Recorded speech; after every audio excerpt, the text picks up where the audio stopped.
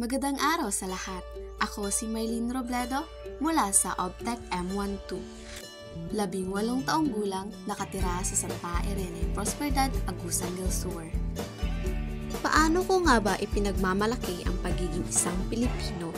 At ano nga ba ang mga katangiang meron ako na ipagmamalaki ko bilang isang Pilipino?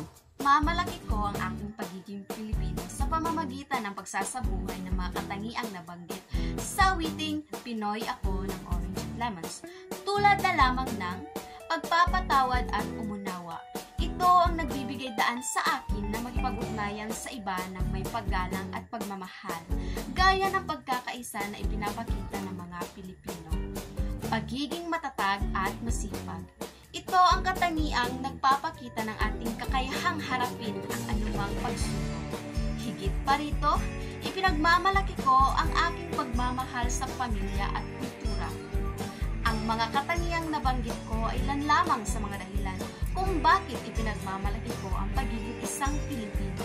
Patuloy akong magiging inspirasyon sa aking mga kababayan at magiging aktibong bahagi sa pag-unlad ng ating